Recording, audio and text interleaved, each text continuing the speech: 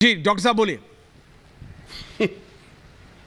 पहली चीज राहुल गांधी जी के मैनिफेस्टो में नहीं, लेकिन मैनिफेस्टो को जब इलेबोरेट किया गया तो राहुल गांधी ने स्पष्ट अपने मुंह से बोला है कि आप सबका सर्वे होगा कि किसके पास क्या है, उसके बाद आप लोगों में, गरीबों में उसका वितरण किया जाएगा। यह राहुल गांधी ने स्पष्ट बोला है अपने भाषण में। अब आप उसको कैसे देखते हैं, मोदी जी कैसे इंटरप्रेट करते हैं, ये बात रिजवी जी आ रहा हूं। दूसरी बात, फिर अपनी बात खत्म करूंगा। कुरैशी भाई ने और रिजवी भाई ने दोनों ने यह कहा कि कांग्रेस भी बेकार, सपा भी बेकार, लालू भी बेकार, वामपंथी भी बेकार और भाजपा तो बेकार है ही। तो आज ये नेशनल टीवी पे बता दें कि भैया ये बता दो कि आप लोग खुश किसके साथ रहोगे। क्या ओवैसी को प्रधानमंत्री और तौकीर रजा को गृह मंत्री बनवा दूं तब सेटिस्फाई हो गए, या तब भी शिकायत करते देंगे, जनता बनाएगी? अरे यार हर पार्टी से तो तुम लोगों को शिकायत है। नहीं के हाथ में हद है यार, हद है। मतलब ऐसी एहसान फरामोशी करोगे। जी कहां है? लारी जी कहां?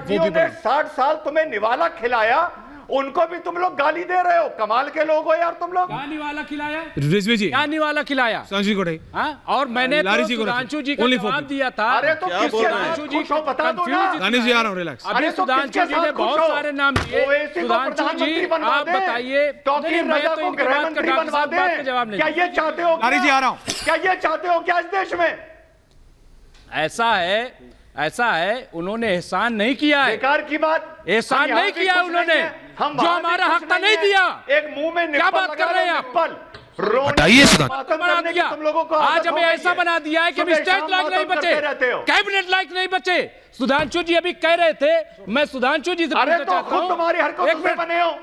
मैं सुधांशु जी ने अभी बहुत रिजवान जी प्लीज रिलैक्स। मैं कहता हूं डॉक्टर अहमद प्लीज एक-एक आपने कैबिनेट से उनको हटा दिया। बैठ के पता नहीं कहां से आ जाते हैं। कैबिनेट लायक नहीं थे। 50 आईएएस बने, यूपीएससी 50 मुसलमानों ने क्लियर किया है।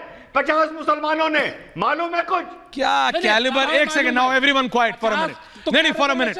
अरे भाई for a minute quiet, relax. Anand Vijay ji को लाइए। राहुल देव दानी जी, ये रिजवान अहमद जी, अभी जो आपने कहा 50 मुसलमानों ने खिलाया, मैंने तो कैलिबर देखता हूं, मैं तो नाम आप खान और कपूर में अभी तक अटके रहेंगे। आप कैलिबर देखिए। एक सेकंड रिजवी जी, आनंद विजय जी, सुधांशु जी आ रहा हूं, एंड में आ रहा हूं। आनंद जी कैलिबर देखते हैं। हमने तो ये नहीं देखा कि यूपीएससी 1 जो पहली रैंक किसकी आई है, उनकी क्या कास्ट है, वो कौन से, ये सब देखा जाता है। ये देखा जाता है भाई कि भाई कितना कैलिबर है। ये क्या, ये जाति पे कैसे हो रहा है? ये क्या हो रहा है? धर्म के नाम पे क्या हो रहा है?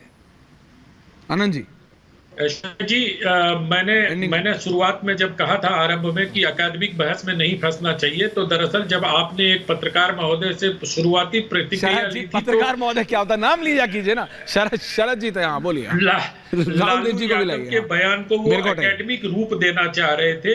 लालू यादव के बयान पर जिस प्रकार से पॉलिटिकल बयान है, प्रधानमंत्री ने उसी प्रकार से उसको पॉलिटिकली उसका इस्तेमाल किया। इस बात में किसी को आपत्ति या किसी को संदेह नहीं होना चाहिए कि प्रधानमंत्री जिस प्रकार से राजनीतिक तौर पर किसी बात को लेकर आगे बढ़ा देते हैं, वो क्षमता इस वक्त भारत की राजनीति में नहीं है।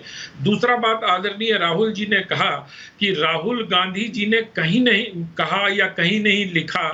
मैं सिर्फ इतना याद दिलाना चाहूंगा कि 7 तारीख को तेलंगाना की बैठक भाषण में राहुल गांधी ने जिसमें एक्सरे वाला मशहूर बयान दिया था, उसी में उन्होंने कहा था कि पूरे देश का एक्सरे कर देंगे।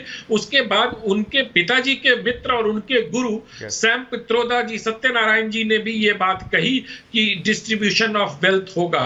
तो ऐसा नहीं है कि कहीं से ऐसी आवाज आई नहीं है। तो हम कांग्रेस पार्टी की बातों को लिखित तौर पर माने और प्रधानमंत्री की बातों को, जो पॉलिटिकल रैली में भाषण दिए जाते हैं, उनको अंतिम तथ्य मान लें। तो ये मुझे लगता है कि एक यही, इसीलिए मैंने कहा कि जब हम सिलेक्टिव हो जाते हैं तो मुझे एक तरफ की चीजें दिखाई देती हैं, दूसरे तरफ की नहीं दिखाई देती। जबकि राहुल जी ने आज जो बात आरंभ की थी वो बड़ी समग्रता में और हॉलिस्टिकली की थी। मुझे बड़ी उम्मीद थी, लेकिन बाद में फिर वही उन्होंने थोड़ा सिलेक्टिव रास्ता आ रहा है। सर अभी उनकी अभी राहुल जी का काउंटर आ रहा है। एंडिंग होलिस्टिकली होगी, टेंशन मत लीजिए। राहुल जी, सुधांशु जी आ रहा हूं जवाब देने के लिए। अनंत जी, मैं किसी पर, आप पर भी सीधे टिप्पणी नहीं करता, अब भी नहीं करूंगा। आपको जो कहना है कहिए, लेकिन प्रधानमंत्री के शब्दों को सैम पिट्रोडा जैसे व्यक्ति के अनधिकृत बयान से जोड़ना और उनको समकक्ष करना आप ही कर सकते हैं, मैं नहीं कर सकता। यानी सब बराबर हैं। चुनाव अभियान का मतलब यह हो गया कि कोई कुछ भी कह सकता है। हम अपने प्रधानमंत्री से क्या अपेक्षा करते हैं? अगर हमारे प्रधानमंत्री चुनाव के समय मर्यादा का, संतुलन का, सम्यक बातों का सबसे अच्छा श्रेष्ठ उदाहरण पेश नहीं कर सकते तो देश किसको, अब किससे उम्मीद करेगा? ये क्या बात कर रहे हैं आप? सैम पिट्रोडा ने जो कहा वो ऐसा किया जाएगा, पहली बात ये उन्होंने नहीं कही। उन्होंने कहा, एक उदाहरण दिया उन्होंने इनहेरिटेंस का, आप दोबारा सुन लीजिए उसको। ओके, उन्होंने ये नहीं कहा कि ऐसा किया जाएगा। सुधांशु त्रिवेदी जवाब दे रहे हैं। सुधांशु जी कुछ तो सोचना। आनंद जी लास्ट में। Thank you. Okay Rahul ji, चलिए तो मैं आप एक बात कहता हूं राहुल देव जी, ये इनहेरिटेंस जो विरासत की बात कही गई है, तो विरासत के लिए तो अलग अलग कानून है। मुसलमानों की विरासत तो पर्सनल लॉ से गवर्न होती है। तो मैं चुनौती से कहता हूं राहुल गांधी और सैम पित्रोदा बता दें कि यह विरासत किसके ऊपर लागू होगी? यूनिफॉर्म सिविल कोड के रूप में सब पे लागू होगी या एक पे लागू होगी?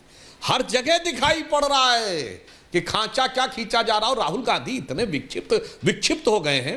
अभी उनका एक वीडियो आया आईआईटी में, देखिए वहां पे बैठा कौन है, वो अगर सवाल पूछता है वो कहता है कि अगर वो अपर कास्ट बैठा है उसकी जगह तो दलित फेल हो जाता है, अब दलित जब बैठा दिया जाए तो अपर कास्ट फेल हो जाएगा। अरे भाई, मैं कठोर शब्दों का इस्तेमाल नहीं करता हूं, मूर्खता और विक्षिप्तता की सीमा है। अरे भैया, तेरे पिताजी के बाबा ने आईआईटी बनाई थी तो एक जर्मनी के कोलैबोरेशन से, एक ब्रिटेन के कोलैबोरेशन से, एक रशिया के कोलैबोरेशन से, एक यूएसए के कोलैबोरेशन से। हम लोगों ने फिजिक्स पढ़ी है, रेस्निक हेलिडे की फिजिक्स पढ़ी है, यूरोडॉफ की मैथमेटिक्स पढ़ी है। मेरे भाई, रशियन राइटर यूरोडॉफ की मैथमेटिक्स में दलित सवर्ण कहां से आ गया? रेस्निक हेलिडे जो कि फिजिक्स का है, लिखता है, बर्कले सीरीज पढ़ी फिजिक्स में, उसमें दलित सवर्ण कहां से आ गया?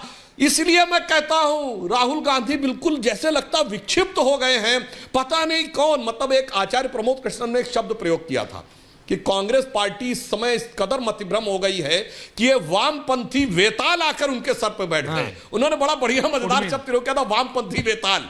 ये वामपंथी वेतालों ने कंधे पे बैठ के पता नहीं क्या घुमाया है कि उनको यही नहीं समझ में आता कि हम किसको निपटा रहे हैं, अपने को निपटा रहे हैं कि दूसरे को निपटा रहे हैं। और भाषा की मर्यादा की बात राहुल जी ने सही बात कही, राहुल देव जी का मैं समर्थन करता हूं। पर प्रधानमंत्री जी के लिए क्या बोलते हैं? वो डरता है, उसका पैर कांपता है। और वो जब नीचे गया समुंदर में, ये शब्द प्रयोग होता तू तड़ाक, और कहते समुंदर में गया डुबकी लगाने। अरे भाई, वो स्कूबा डाइविंग करने नहीं गए थे, वो द्वारका को देखने गए थे। यह है राहुल गांधी की विदेशी मानसिकता कि भारत की समृद्धि के प्रतीक द्वारका, जिसे हम लोगों के जमाने में हिस्ट्री में पढ़ाया गया कर चुकी है। इसलिए इसमें राहुल गांधी जी की प्रधानमंत्री के प्रति तो अवमानना ही है, भारतीय संस्कृति के प्रति अज्ञान और अवमानना दोनों दिखती है।